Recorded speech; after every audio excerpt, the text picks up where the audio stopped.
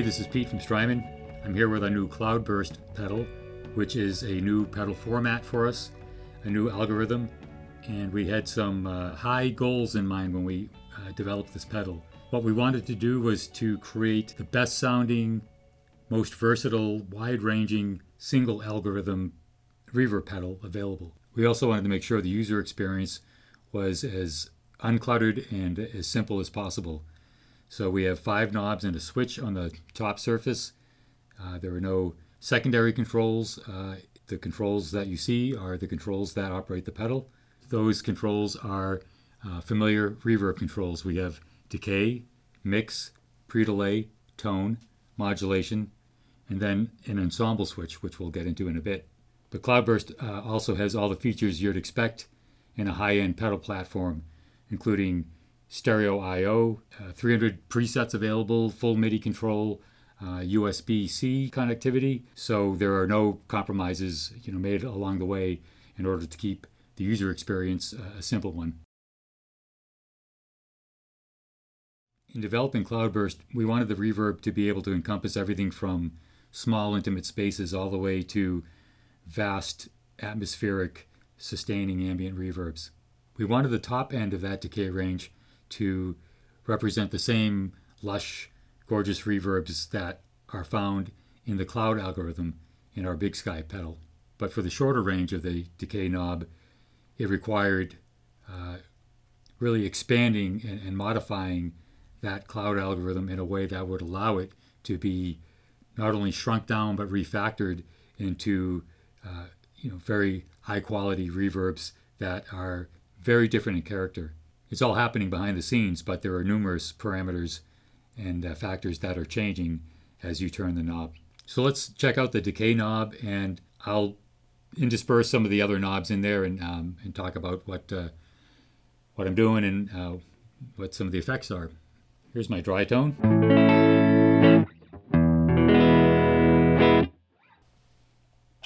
So now we'll engage Cloudburst with minimum decay.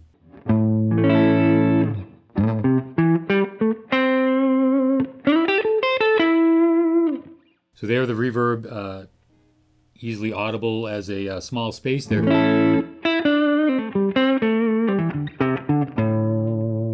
Now, typically in a small space, the reverb would probably be a little more subdued. So we'll just bring the mix down to see how you can really set something that's, just very much a slight enhancement to the dry sound. We can bring the tone down a little bit.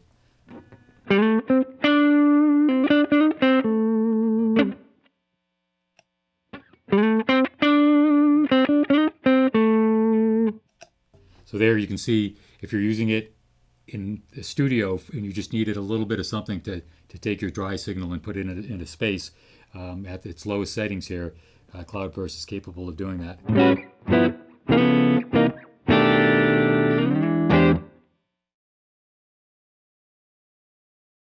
The other thing that's nice is with a very short set of reverberant reflections like that, we can use the pre-delay to actually get kind of a slap response like this.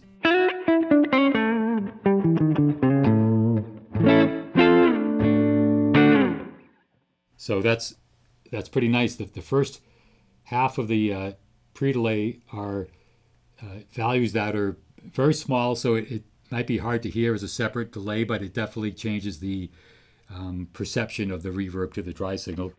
In this case, with a short decay like this, it makes the reverb sound bigger, and kind of creases the space you're in. So we'll just do a couple of little demonstrations here.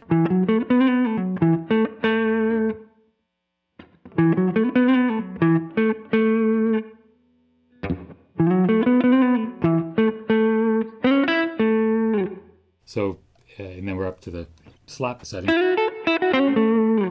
So that's just giving you some idea of what the pre-delay can do, but let's go back to the decay knob here and make some increases. One thing I also want to say about the decay knob is that the range is very wide on this, meaning small adjustments will make meaningful changes in the tone. So you don't have to, go from 7 o'clock to 10 o'clock to, hear some differences. So just say there's a lot of good reverb experiences that are happening at every point of the knob.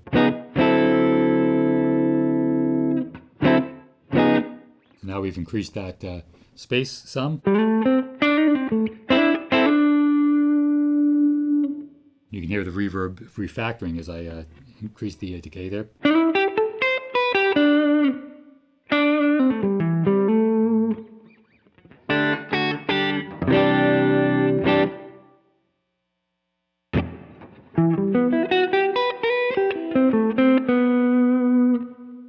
So there we're getting into like hall-ish style decays.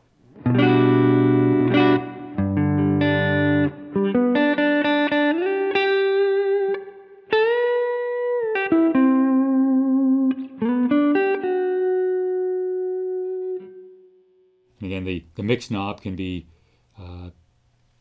handy to set different experiences. We'll brighten it up and bring it down in the mix a little bit.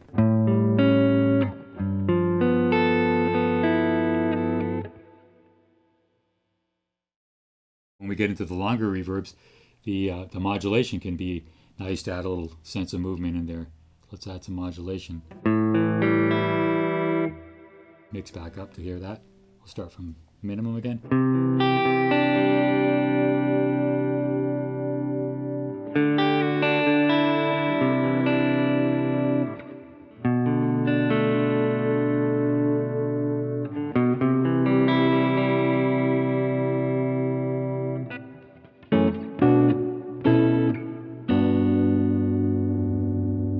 Here we're refactoring more.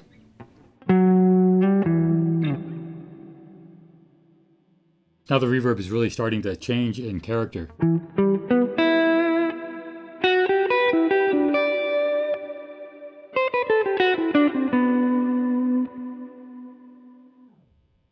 Even more refactoring.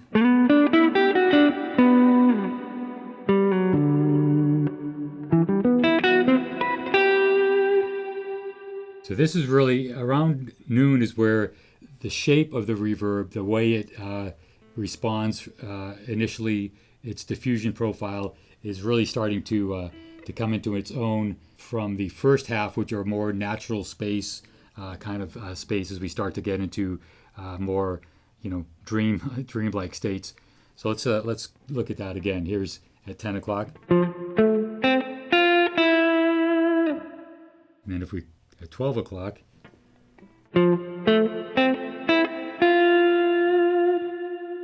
So it's taking on a very different kind of characteristic, and it's actually becoming cloudier.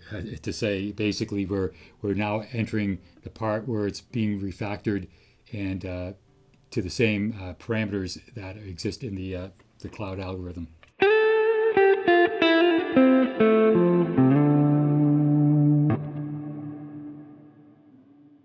Even a little bit more there.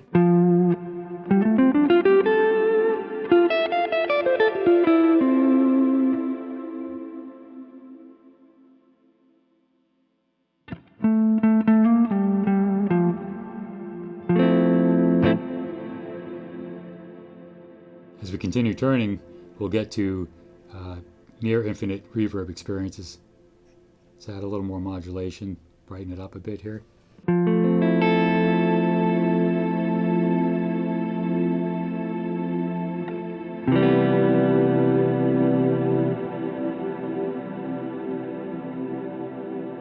At maximum decay, it will hang on for a long time.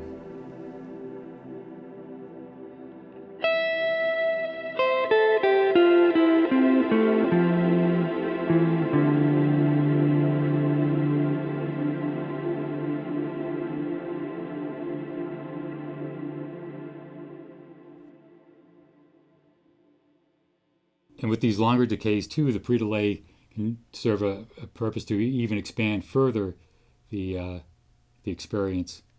Let's add a lot of pre-delay to a long decay here. So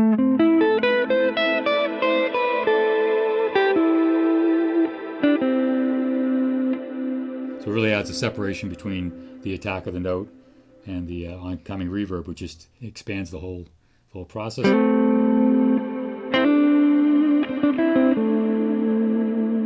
one of the great things about the cloud attributes is that even with no pre-delay, it builds from the note in a way that sits very nicely with the dry signal.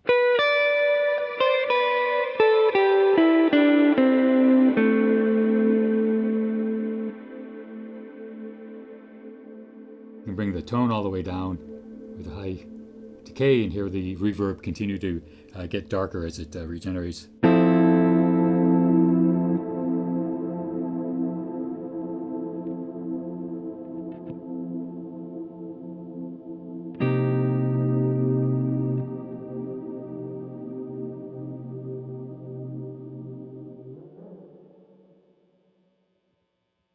Now, as you turn the modulation past noon, the modulation frequency will increase. So at minimum setting, there's no modulation, and up till noon, it increases the modulation, and then past noon, the frequency of the modulation increases. So let's listen to that. We'll turn the mix up even further to hear that clearly.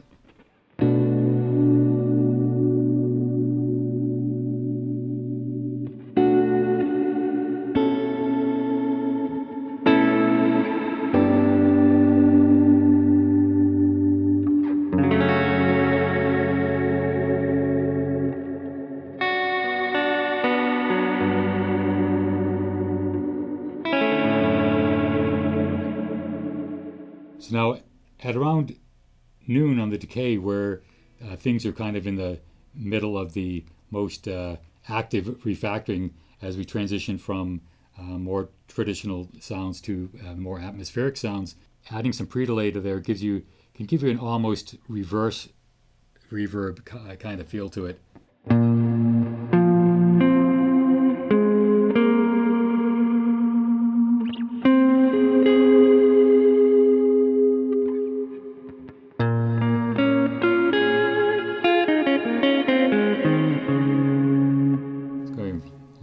Longer on that pre-delay.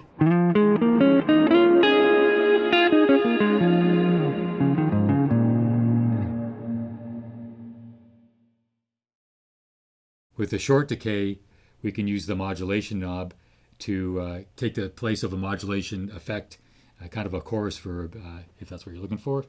Here's the dry signal.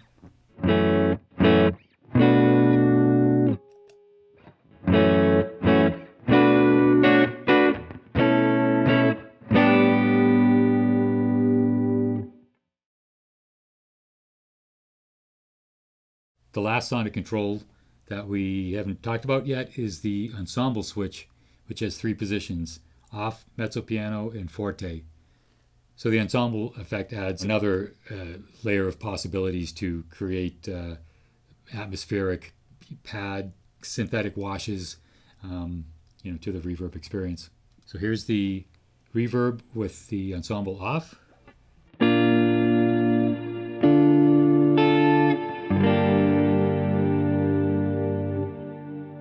Add mezzo piano, which will bring in a quiet amount of ensemble effect.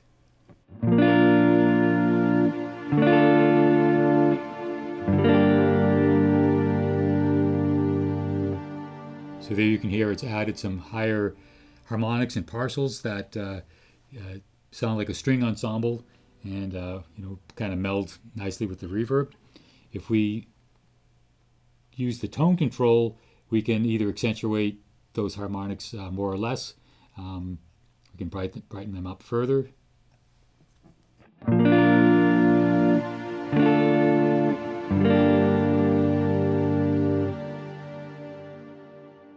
Or mellow them out a bit here.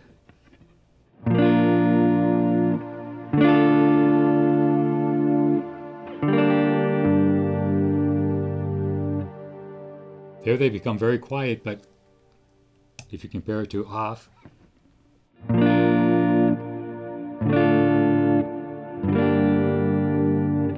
can hear they still are adding and enhancing the reverb. Let's go to forte, which will bring in a strong amount of the ensemble effect.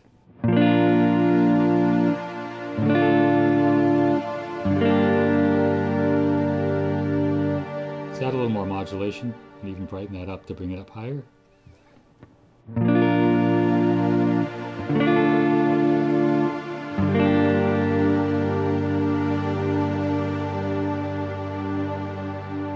increase our balance with the mix control.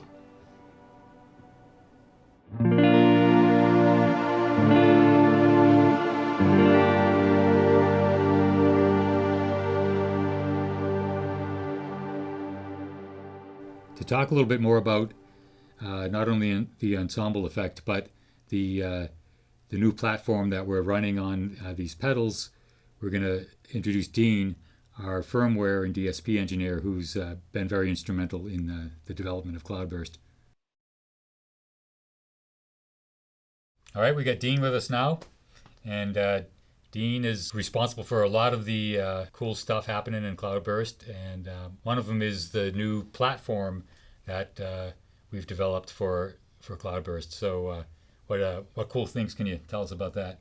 Yeah, so we are super excited about this new platform. It's a whole new ARM-based paradigm for us. It runs at a higher clock rate than our old Shark processors, and it's got some great CPU caching that makes it basically just able to do more math faster and to load more data faster. It's also got some hardware improvements like better noise performance and JFET front end. Yeah, that's the JFET front end that we've been using in the pedals we've introduced since Sunset and Riverside. And yeah, we really like the way it responds to the guitar signal and the feel it gives you, and it's just a great starting point to develop effects with. The platform's ability to do more math and run at faster rates internally allows us to take an already intensive reverb algorithm, such as is in Cloudburst, and then add on top of that another intensive process, which is the ensemble effect itself. And Dean developed the ensemble effect, so why don't you tell us a little bit about what's going on internally to get that effect? Sure. So in general, the ensemble algorithm will analyze 48 different frequency bands of your input signal and will generate upper harmonic partials based on each one.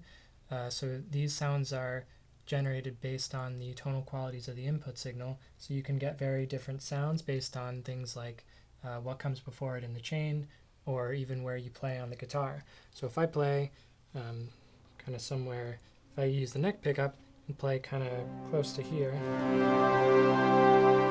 we'll get kind of one sound. And if I switch to the bridge pickup, it's a lot more of a trebly sound, and play close to the bridge, you'll get something very different.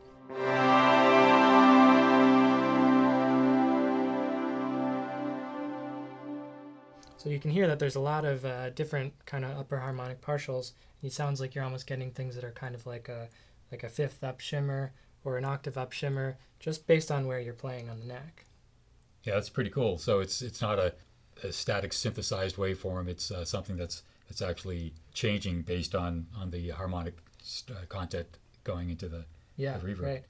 During the development of the algorithm, we spent a lot of time going back and forth, me and you, really to really tune up the process to be as natural and as musically appealing as we could make it. We didn't want something that sounded cheesy or artificial. So I think we're, speaking for myself, pretty happy about with the results. Hopefully you think so too.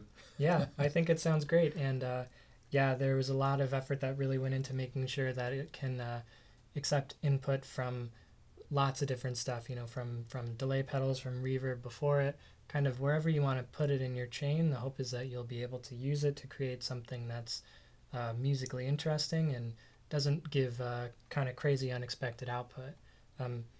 There are certain spots that it was really designed for. Like I love the way that it sounds on the second half of the decay knob and with the tone turned down a little bit. But there are really some great possibilities with the knob set at almost any position. So during that tuning process to make it musical, there were definitely some challenges that you had to overcome to really achieve that naturalness. What were some of those things? Sure. So one of the big problems is making sure it responds well to all different types of dynamics. So a lot of effort went into making sure that the effect follows the dynamics of the input signal well. This means any type of guitar, or any pickup, or any position you're playing, you get something that really follows the envelope of the signal. So if you're playing a chord and it kind of trails off the way that it does on a guitar signal, the effect will follow that very well. And also there's a lot of adaptive filtering that gets figured out during the analysis phase that helps it really sound like a natural instrument and less of just sort of a static synthesized signal. Mm-hmm.